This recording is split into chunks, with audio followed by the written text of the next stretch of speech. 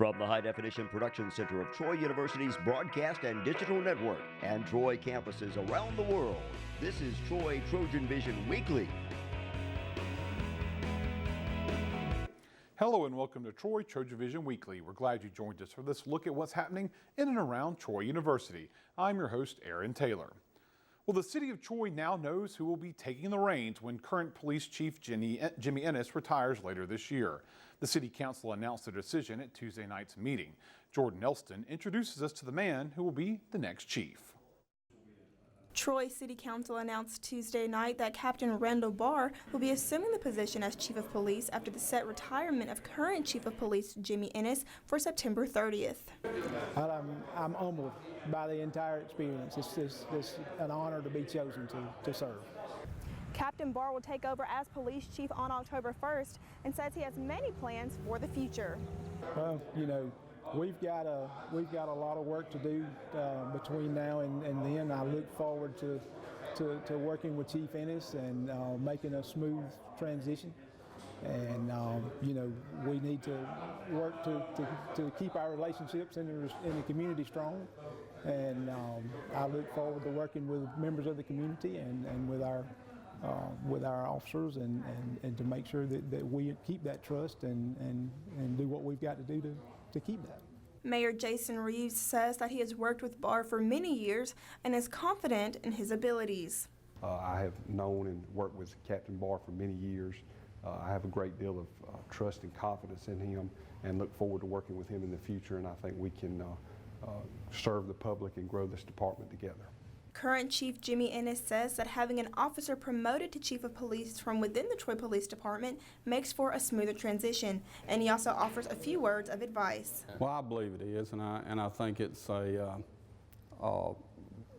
testament to how good this department is that we continue to have people who come up through the ranks and that are able to ascend to the chief's job. Take it slow, don't try to do too much at one time, and kind of get your feet wet and go from there. Jordan Elston, Troy, TrojanVision News. All this week, Troy University's interpreter training program held a college prep camp for upperclassmen in high school who were deaf or hearing impaired. Samantha Kokan has the details. Troy University hosted its annual Deaf College Prep for high school students that are deaf or hard of hearing. Today we're working on college readiness skills. We have a week-long program for the deaf and hard of hearing students. It started last Sunday and it'll be through Saturday.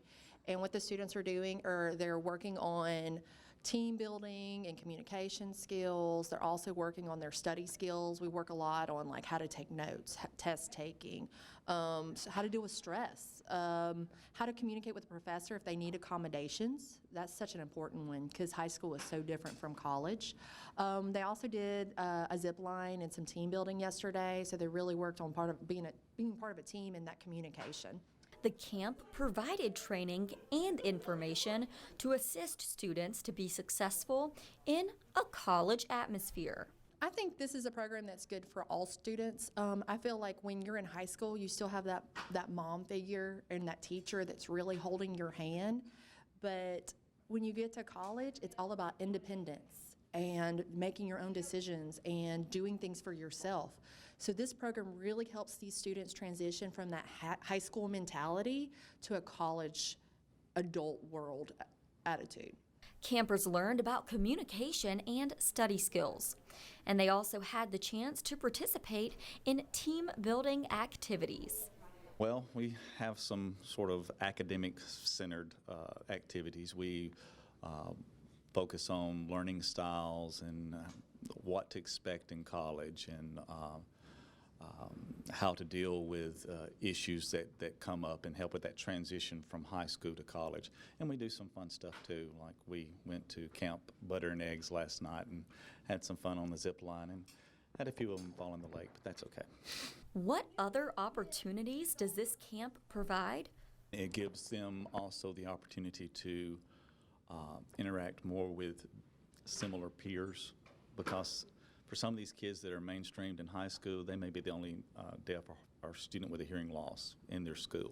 So they're getting to be with kids that are like them this week. Some students from camp will begin at a community college level.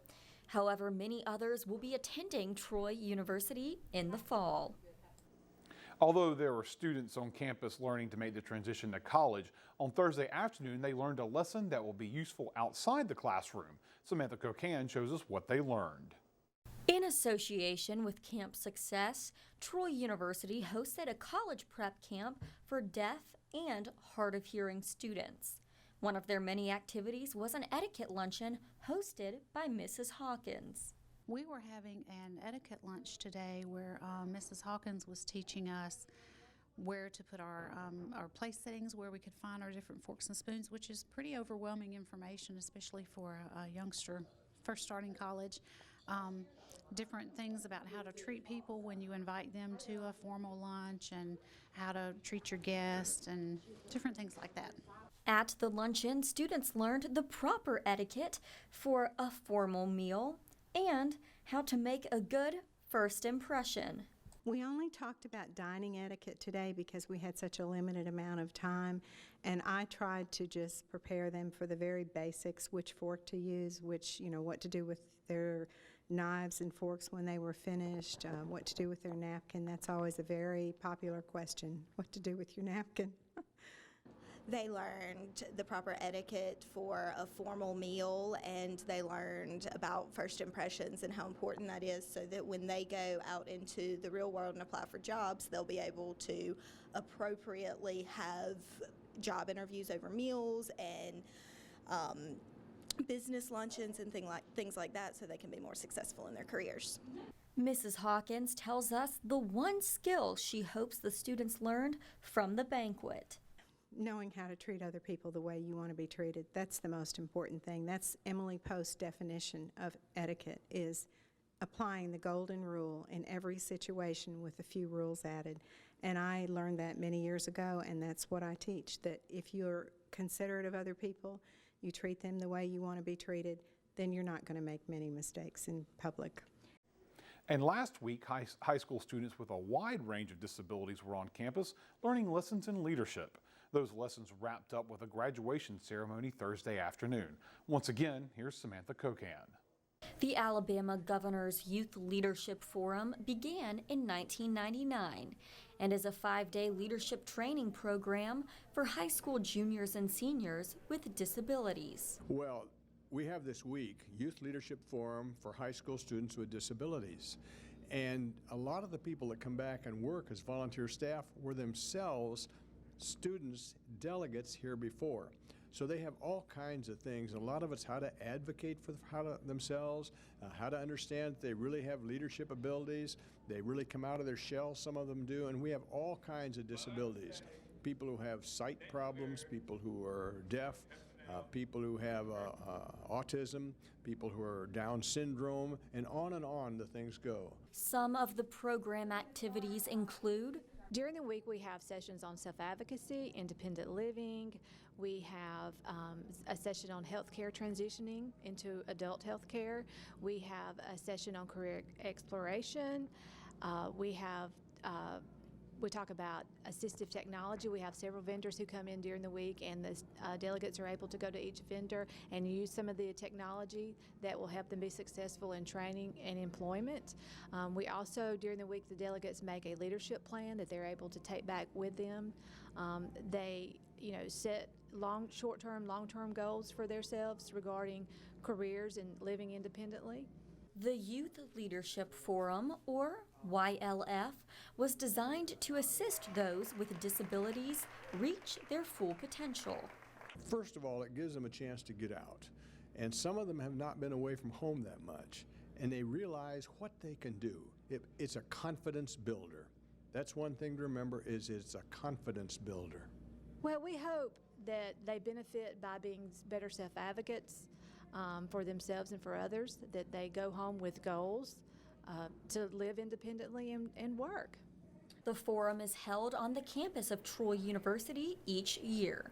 And at the end of the 5-day period, students and their parents gather for a graduation ceremony. We have the parents here for a nice graduation ceremony. They learn what went on this week. It is just such a nice atmosphere today. We'll take a short break, but when we return, we'll meet one of the artists whose work is currently on display at Troy's Johnson Center for the Arts. Stay tuned. We'll be right back. It's a beautiful day out here. Sunny today with light breezes, giving way to clouds in the afternoon. We could see some light precipitation to moderate precipitation later on, followed by powerful storm-like conditions. 90 miles per hour winds are expected. Authorities are asking everyone, stay indoors. Come on, that's it. Let's go.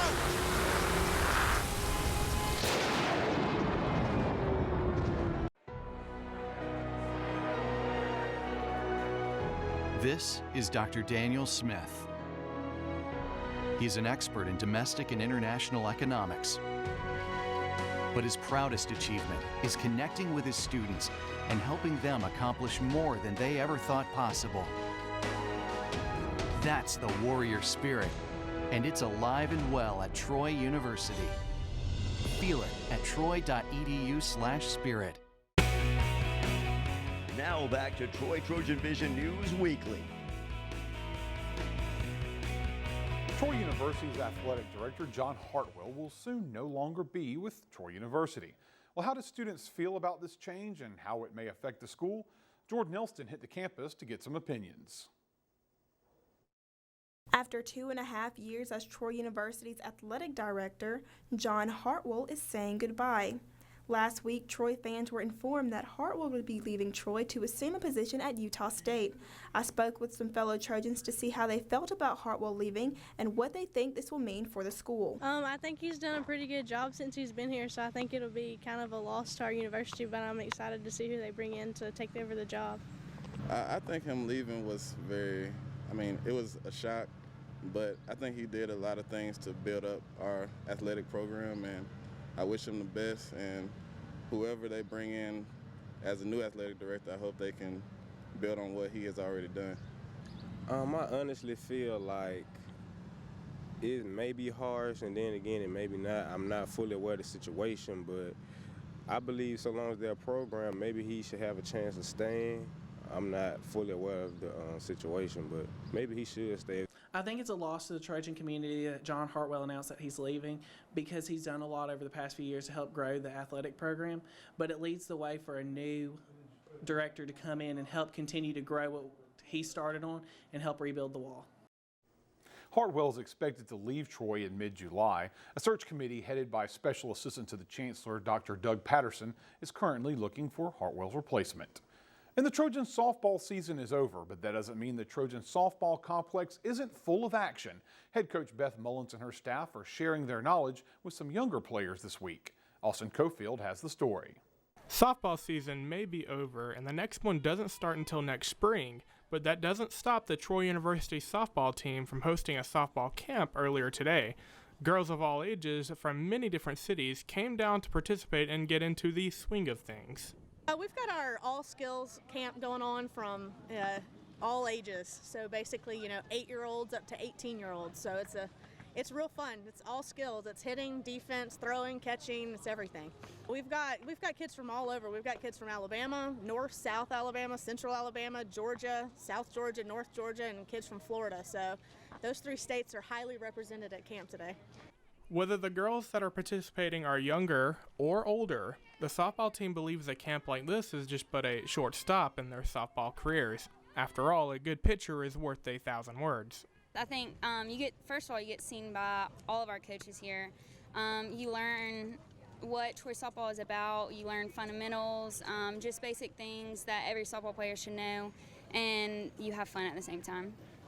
I ask our girls, when we practice, to get a little bit better every day, and I think our goal is to teach these kids a couple things that maybe they've never heard and get them to try some things they've never tried before and just get a little bit better and, have fun playing the game.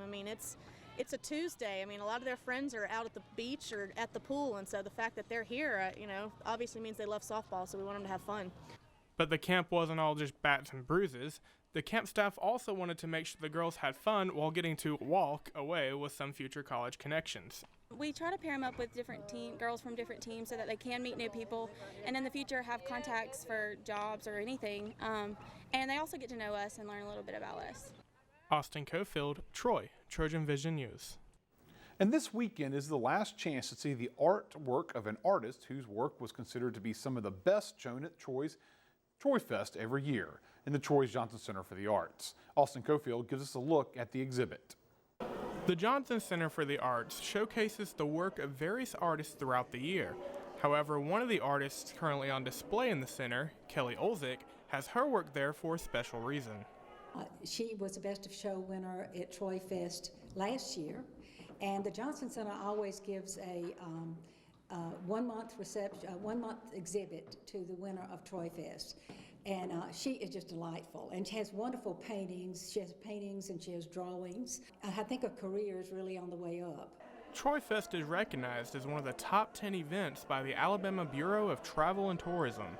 But you don't have to be a follower of Troy Fest to appreciate the works that are currently being showcased by Olzik. I was particularly fascinated by how she arrives at the titles for her work.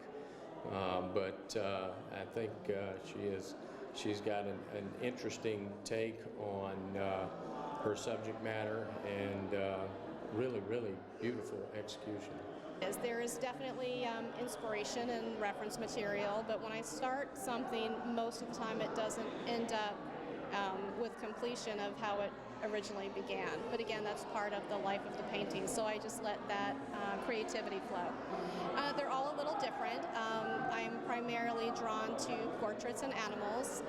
I'm a firm believer in spirit animals, or there's usually people that are drawn towards a certain animal, so I like to have that life in the painting. Olzik's artwork will remain on display until June 13th, so this will be the last week to catch a glimpse of the 2014 Troy Fest Best of Shows, dedication, and hard work. It's just an idea in my head, and then I start to work on the painting, and then other ideas kind of intermix with that, and whatever comes out of it has a life of its own. Austin Cofield, Troy, TrojanVision News. And it's time for our last break. When we return, we'll learn about Troy's upcoming music industry camp. Stay tuned. We'll be right back. Look at me. Hey. Raymond, look at Mommy. Maybe the light hurts his eyes. Maybe she's just not hungry. Maybe he can't hear us. Maybe we're not stimulating him enough. Maybe it's a phase.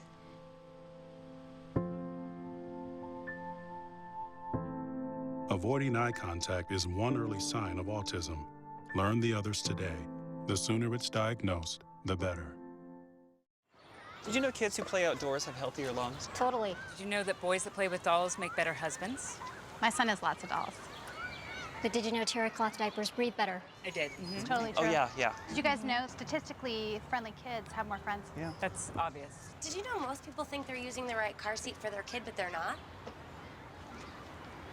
Parents who really know it all know for sure that their child is in the right seat. Visit safercar.gov/the-right-seat to make sure your child is protected. Now back to Troy TrojanVision News Weekly.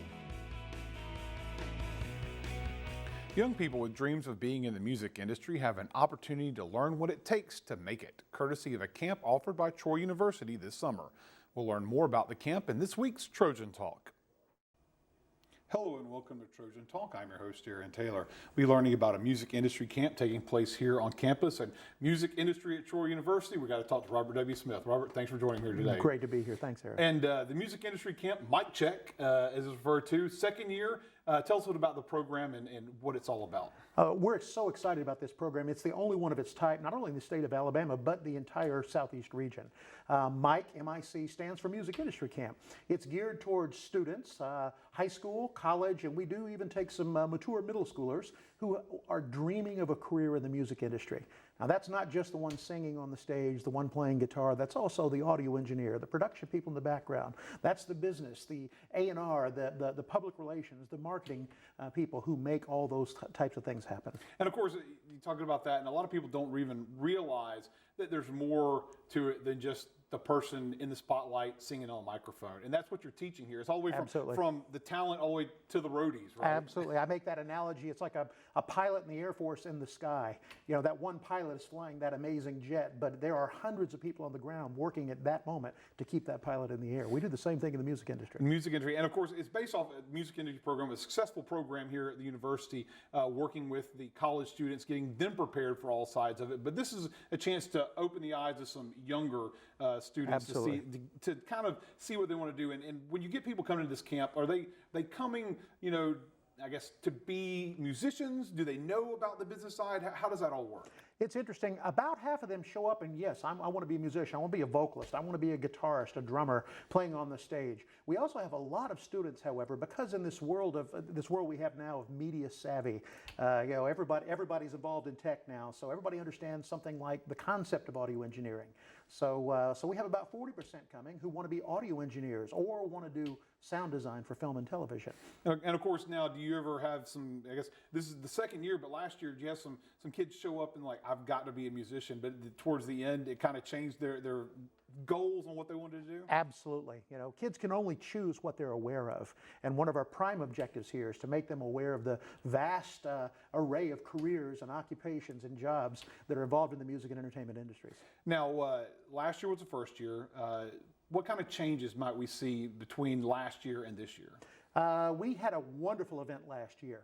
It was very successful. We're continuing in that very direction. What we have done is expanded our faculty. Now we have a blending of Troy University faculty, but we also bring in some world-class working professionals who are coming in literally from all over the country.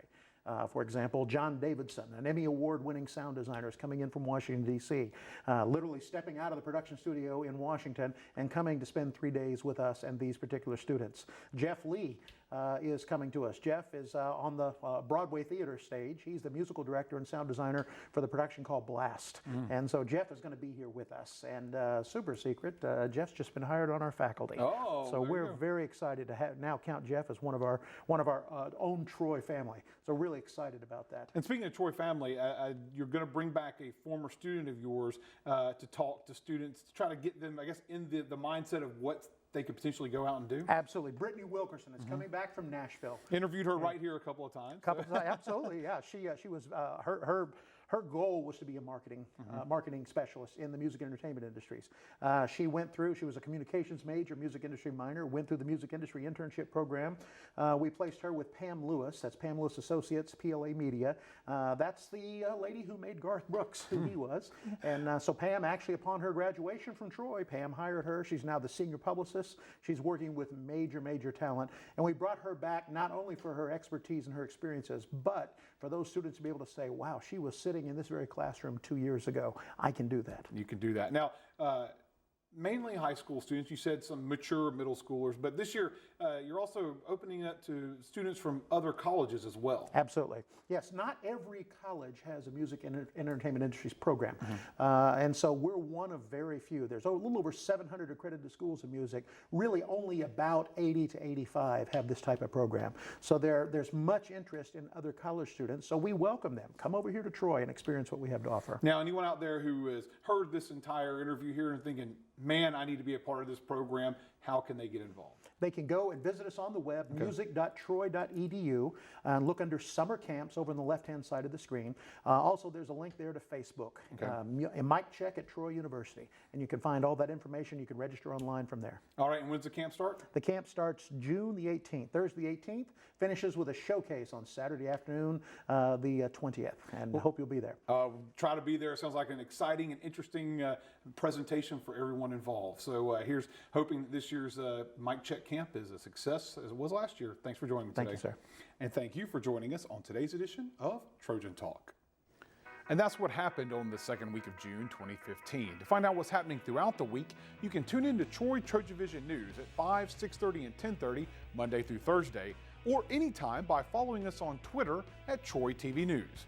Also, feel free to like our Troy TrojanVision News fan page on Facebook to see links to online content from Troy TrojanVision News.